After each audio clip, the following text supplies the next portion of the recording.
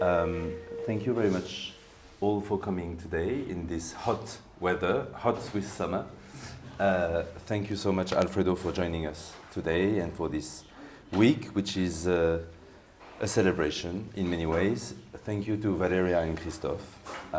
We are here in our temporary showroom during the Art Basel week. It's a showroom Jean-Kenta Gauthier and Rosso Granada. And we are here today to talk about a work that Alfredo, you made a long time ago, which is the subject of the presentation at Unlimited this week. The project entitled The Power of Words is presented by 5 galleries. There's us, Jean-Kenta Gauthier, there's Goodman Galerie, Lelong from New York, Rumma, and Thomas Schulte from Berlin. We don't need to explain or describe the work, but you've all seen it, but I would like, if you don't mind, to have you explain us how you imagine that people see the work and how you would describe the presentation. Okay. So the technical description would be, it's an image of a typewriter. It has been produced on a Cibachrome print. This print is face mounted on a plexiglass, and this plexiglass is mounted on a wall 5 centimeters from the wall. And behind this plexiglass there is a red neon. And in the space where the paper of the typewriter would be, we have cut an opening in the plexiglass. And we have a slide projector with 16 slides being projected on a continuous loop in that space. And since there is no screen, the projection is being projected on the wall behind behind this hole in the plexiglass. So that is the technical description of the work. Thank you. It is a work that you made in 1984. At the end of this short conversation, we will mention another work that is now presented somewhere else in Europe, in Venice, that you made 40 years later. You always say that context is everything. I remember how we worked on bringing up again this work from your archive, but do you remember the context of making this work? And I should just add that in 1982 you arrived in New York from Chile, so perhaps this work is, at least one of the first works that you made after arriving in New York. Mm-hmm. Correct. Well, I have to go back as a personal story. My father was a news junkie. He was really interested in the news, and he couldn't leave home before reading his newspapers. This is pre-internet, so you had to read papers, physical papers. And so he always read the papers, and we would always discuss the events around the world at lunch and at dinner. We were 5 kids, so we were 7 at home discussing the state of the world and fixing the world. So that's the history that's the story of my youth at home. So because of that, I became also a news junkie, and I started reading newspapers and magazines from far away and from close, because I wanted to see how the news are transferred to us via different media, via different ideologies and ways of thinking. So when I moved to New York in '82, I discovered quickly that on 42nd Street there was a news store that carried newspapers from around the world. It was of this size, and they had newspapers from Africa, from Latin America, from the Middle East, from Asia, from everywhere, from Europe. the real newspapers. And for me, that space was heaven. I would get there once or twice a week and buy newspapers. And they were not, of course, of the same day. Sometimes they were even 1 week late. But the fact that I was reading the news from Mali at the same time that I could read the news from Tokyo was something that fascinated me. And I could see the way they treated the same event. So I was always reading the news and subscribing to magazines and newspapers from around the world. At one point, I subscribed to the obscene number of 69 publications. Now I've stopped. I subscribe to close to 50, but now it's online. You can, pay for the paywall and you have access to information online. So I still subscribe to maybe 2 dozen of print publications, but the rest are now online. So this is 1984, and I was invited to do an exhibition in the north of New York City in a university. And 84 was a particular year in the sense that there were many tragic events happening around the world. Well, I was born that year, so maybe. We had a big mess in Lebanon and in Syria. The Americans were there. There was this huge bomb that killed quite a few Americans, and they were coming back in body bags. There was another attack against Americans as well that were still in the Middle East at the time. It was the Contra-Revolution in Nicaragua. It was the Bhopal incident in India, this tragic incident of a gas leak in Bhopal that left 50,000 people blind, and different tragedies around the world. And so I was following all these news, and I was re-photographing directly the newspapers and magazines, selecting images. And I wanted to give like a vision of the world in that year, 1984, which is also the Orwell book. So I was thinking about Orwell, but just as a periphery in my thinking. And as you know, there is this English expression that says an image is worth 1,000 words. So I created this work with this typewriter and this projection. And instead of having words, I replaced them with images, which are each one of them worth 1,000 words. So what you can see in that projection are images of tragic events around the world, one after the other, one after the other. And these images are not the full images. I've cropped them because I was interested in the gaze of victims, people looking at you, looking at the camera. So most of the images are like that. You see these faces looking at you through the projection. And by chance, when I was preparing this work, there was an exhibition somewhere, I don't remember where, and I photographed one painting of this woman expressing pain. So that's why out of the 16 images, you have 15 images of real life tragedies and one image of a painting. And that's the work. I projected these images one after the other. And there is a very short interval when you have this empty frame with the red light waiting for the next image. And it's always another tragedy, another tragedy, another tragedy. So it was the start of my career in New York, and I had no words to describe these horrors, but I wanted to share them with my audience. My English was good, but it wasn't the English that I have now. Most of the English I had learned before moving to New York was through listening to music. I'm a big listener of music, of rock music. I knew so many songs by heart, so my English was very, very basic. So I couldn't express myself the way I do now.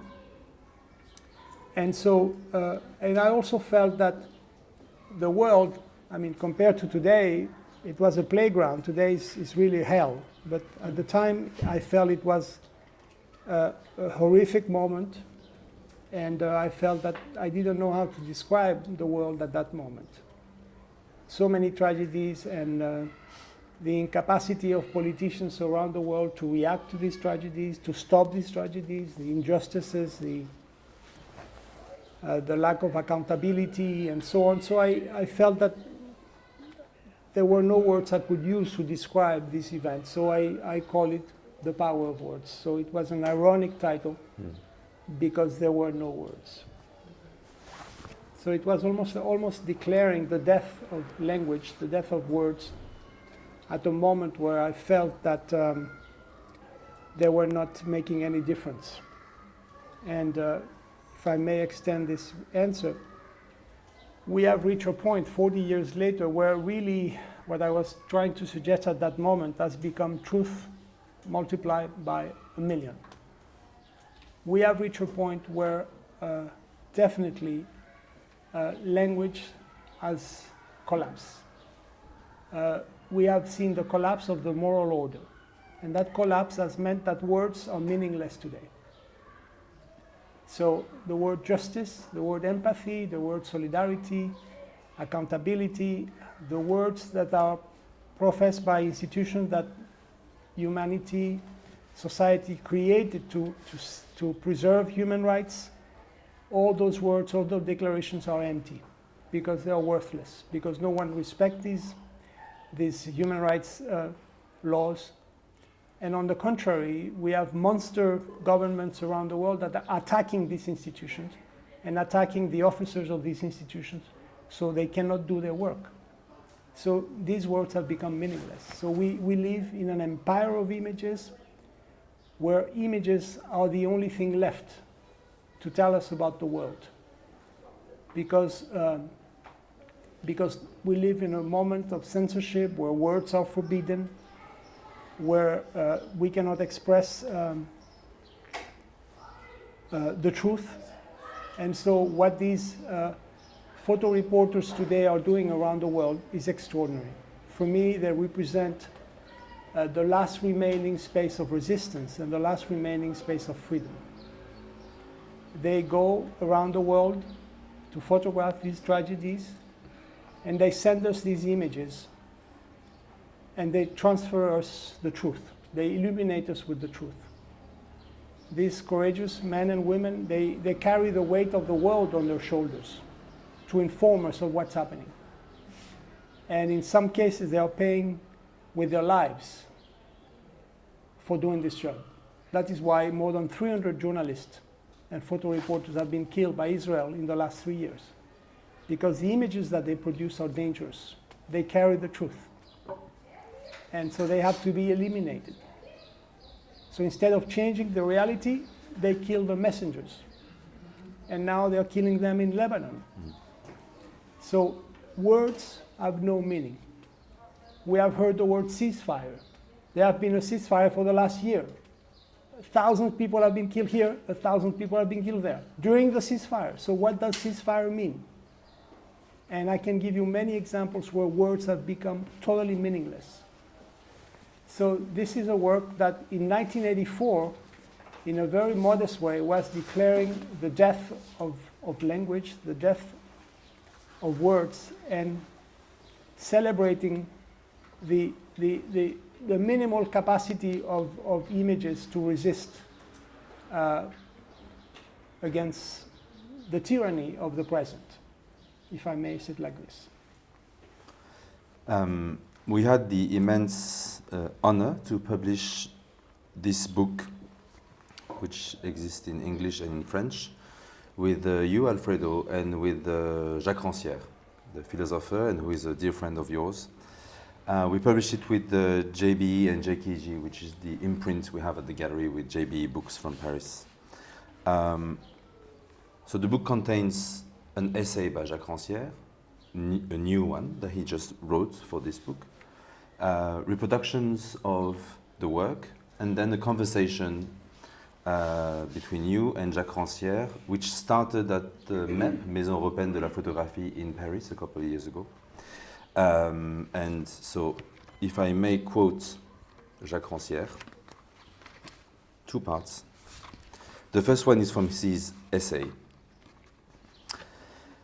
In general, words are deemed powerless in front of the reality of things and actions rather than just images. And this is coming from one of the greatest philosophers and writers. Following Hamlet's example, we might say words, words, words, to suggest they are like a breath of air that has no effect on reality.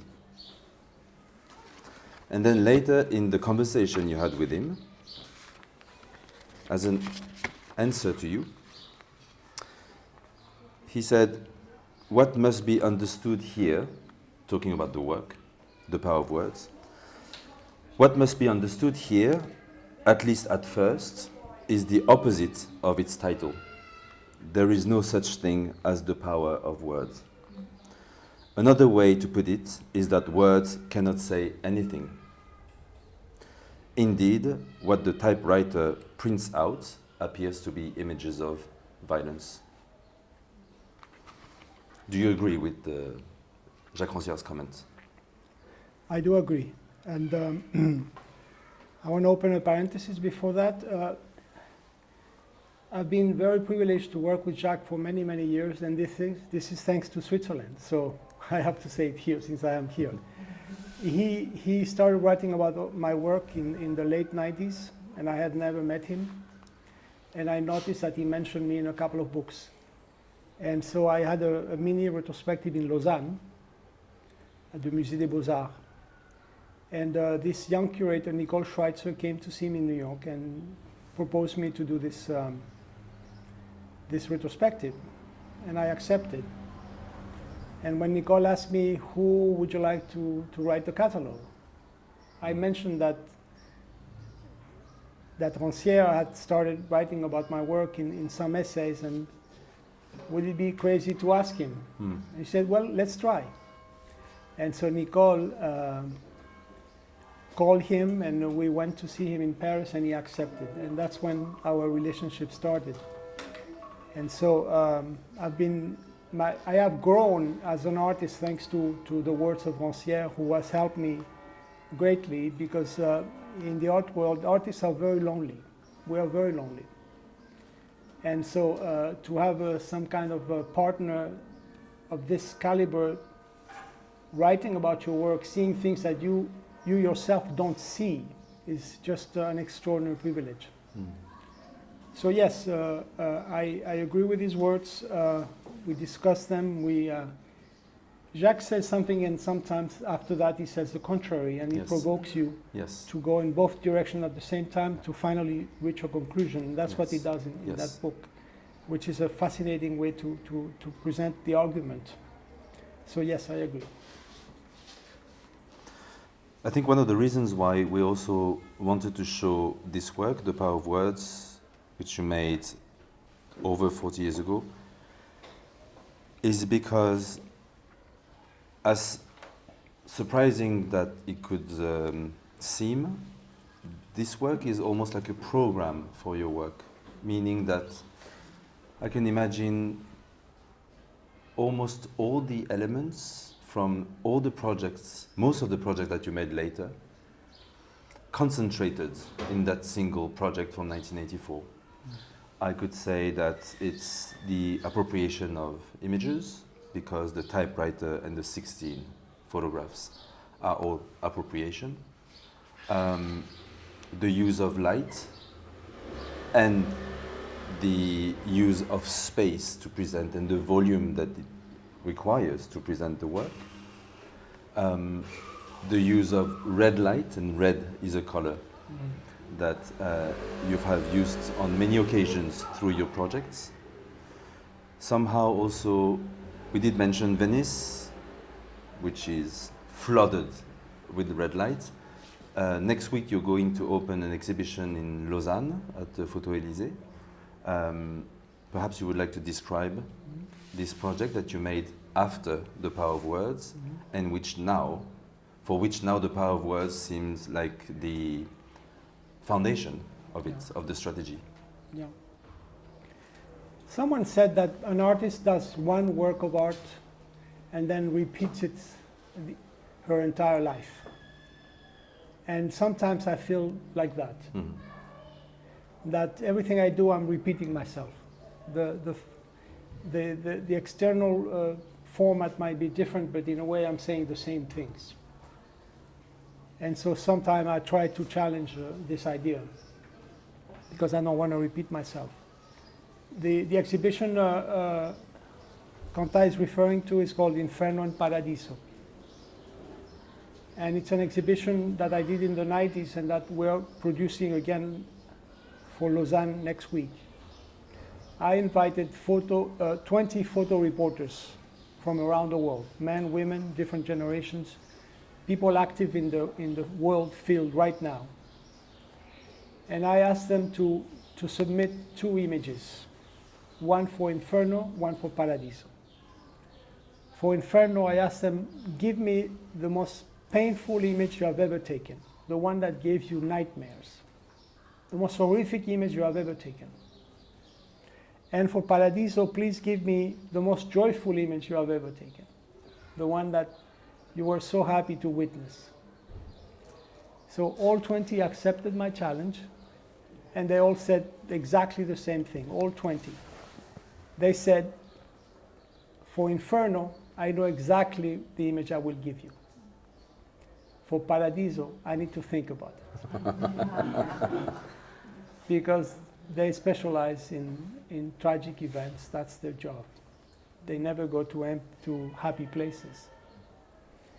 And so with these 20 images selected by them, we enter a very large dark space, and we have 20 slide projectors in the center of the space. And we are projecting all 20 Inferno images all around.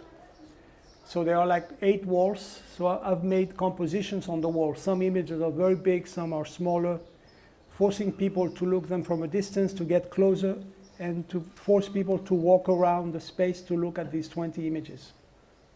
And because the slide projectors are in the center, your shadows are projected against the images. So you enter the images as you walk around. And this lasts 20 minutes. And exactly at 20 minutes, all the projectors change at the same time, and we enter the Paradiso images. So this is a way for me to force the audience to stay more than 20 minutes. The average time that the spectator spends in front of an artwork is 3 seconds. This is a scientific discovery.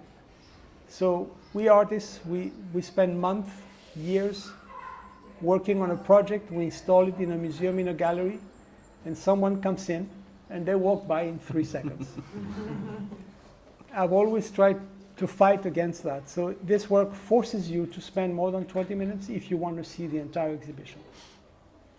And the climax of the exhibition is that moment when the slide projectors change. People is always surprised by that sound. It's a very subtle sound. But that moment for me is the climax, when you move between Inferno and Paradiso. And this was created pre-internet. But today that work also has a new reading, a new translation, because it is us looking at our phones. In our phones we see a flow of images and we go between life and death all the time. Very horrific news images, and then suddenly you have a joyful thing in between. So life and death in our phone, in our pockets. So, but this work is from the 90s, before the internet. But it is actually making the same kind of effect. And so my idea with this work was to invite people to spend time with each image. Because each image contains an ideological dimension of the world.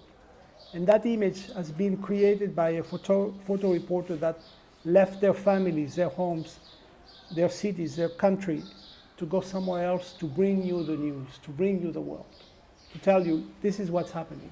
Please act. So it's worth your time.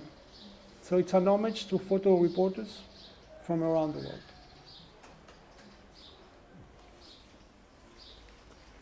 So 40 years after you made The Power of Words,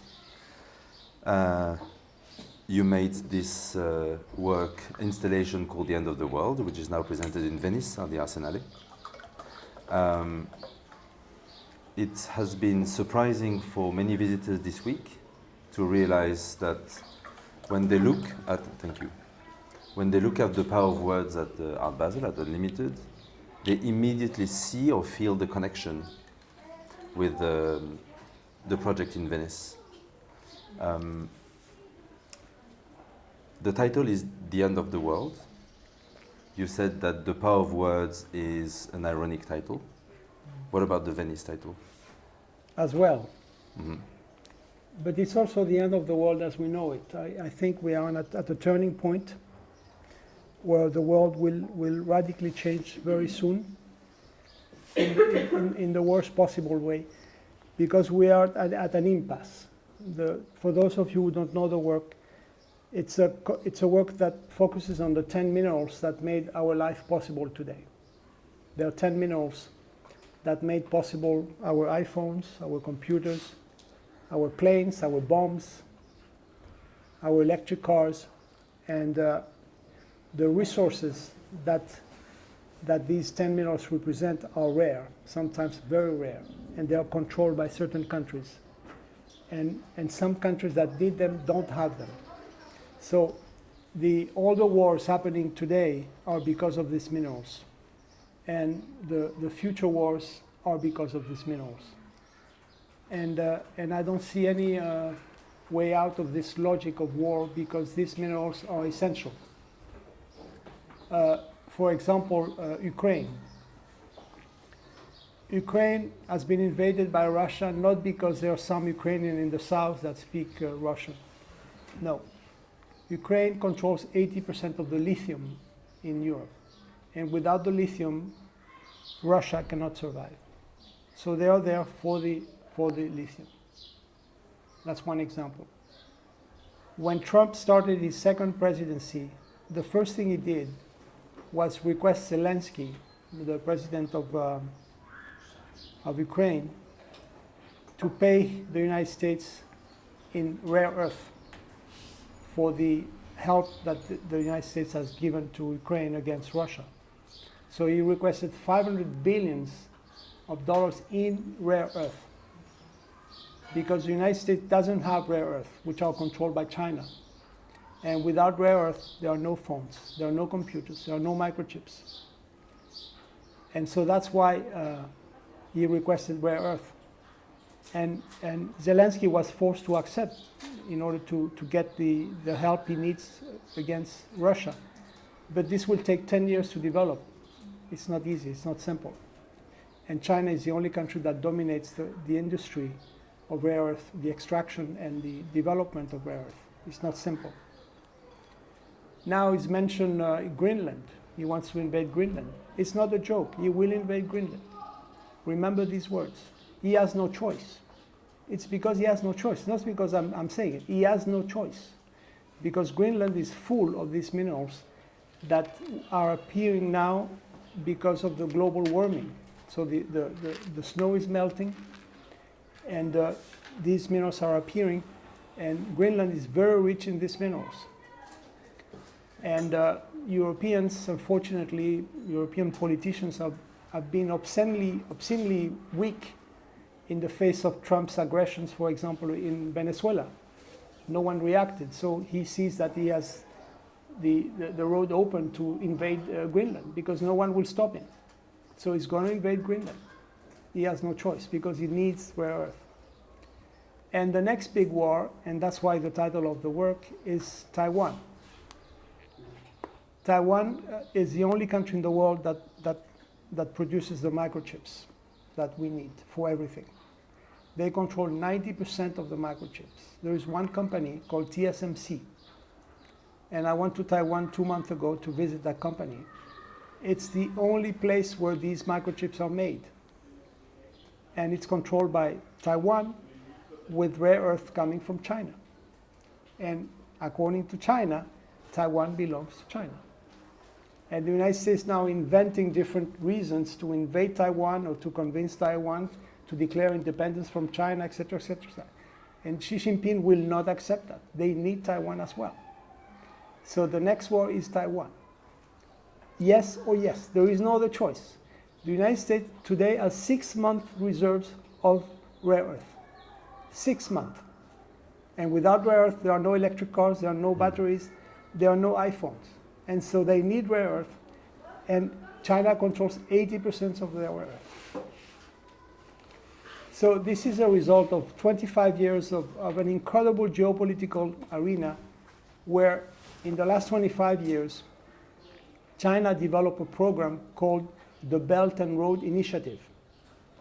And China has been working for 150 countries around the world.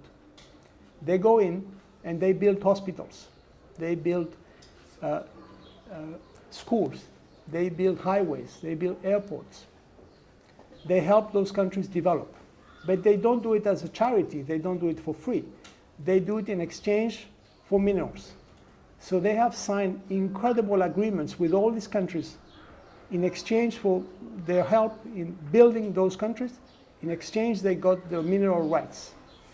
So that's what China's been doing in the last 25 years. During those same 25 years, the United States has been involved in 12 wars in the Middle East. 12 wars. At the cost of $8 trillion. And at the cost of 5 million deaths. It's an incredible stupidity and horrific reality. That's what the United States has done, and that's why they find themselves in this position. Now they're on their knees.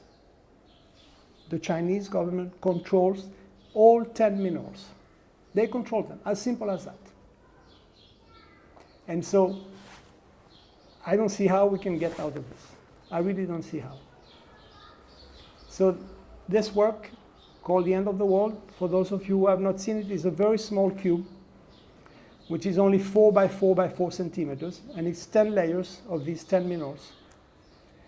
And the scenography of where we show this work and how we show it is very important. It's shown in a very large space, where there is this huge contrast between the small cube and the large space.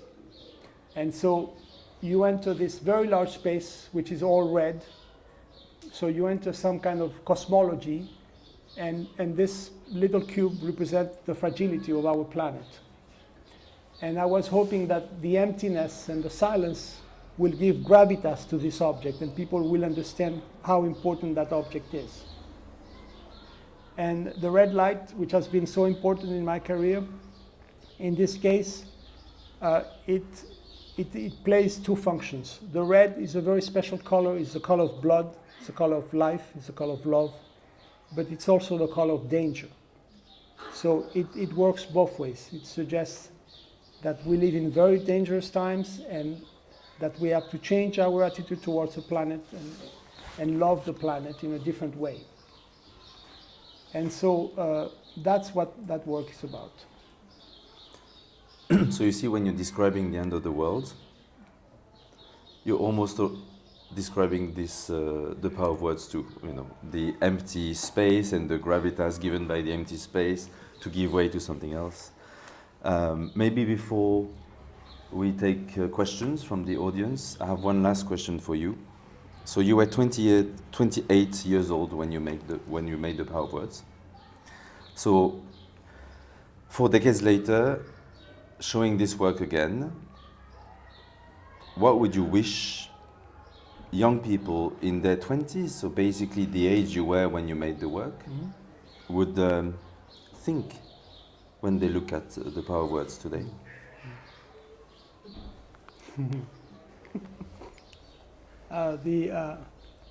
Salvador Allende, the president of Chile, the socialist president that was killed by Pinochet with the help of the United States in 1973, he had a slogan. And that slogan, you can still see it in the streets of Santiago, everywhere. And it says, ser joven y no ser revolucionario es una contradicción hasta biológica. Which means to be young and not to be revolutionary is almost a biological contradiction. And so I do not understand those new generations that are not revolutionary. And like Allende, I agree that it is a biological contradiction. There is something wrong with our species if they are not revolutionary. Unfortunately, the art world is not as I wish it was. I belong to a very small minority of artists that are interested in the state of the world, and in our work we discuss, we speculate about the world. We are interested about it, we react to the world. 99%, and just go around the fair please and you'll see, is interested in something else. So it's a very difficult struggle, it's a very lonely struggle, but I think it's important to still insist that we have to learn how to look at the world and to react to what's happening around us. So the artist, for me, creates models of thinking the world. So that's what we do. We are thinking the world. The title of the group exhibition in 1984 that you were part of, upstate New York, I don't know if you remember, it was Vision and Conscience. Right. So it's a good summary. Do you have any questions? I have an urgent question. The power of words, ironic take on the emptiness of the word. The only reliable reference to the image, understanding that the images are manipulated and getting empty as well. I don't know what is your position on that. I mean, you were referring to the importance, which you all share, that true images carried by the people who go there is the system of reference. But also that is maybe, or it's a question, how do you see that? Is this still a reliable sort of last resort of truth? Or is that sort of swimming away? No, I think it is reliable, totally reliable. That's why 300 journalists have been killed, because it's reliable, because it has told the world about the genocide that they want to ignore and hid, and it has been hidden from view. What's dangerous is AI. AI is extremely dangerous, in my view, and I'm hoping that, but without hope, but I'm hoping still that governments will find a way to regulate AI and regulate the construction and production of images. I'm dreaming for a day when every single AI image is automatically a stamp somewhere, so we can recognize that it is a fake image. I have nothing against the creation of images via AI, but I would like a regulation where we are informed that it is a fake image. That's all I ask. But why is it hopeless? Because all these big tech companies, they supported the Trump campaign in the order of millions of dollars. So all the 6 big tech companies, they supported the campaign of Trump. And when he won, in exchange, he gave them what they wanted, which is no regulations about AI in the next 10 years. So for the next 10 years, there will be not a single regulation about AI. This is what these tech companies wanted, and that's where we are now. And AI is not being used for, and I don't care about AI making fake images, I care about AI killing people. Now AI is the principal killer of people right now in the Middle East. And so that's my issue with AI, much beyond the problem of fabrication of fake images.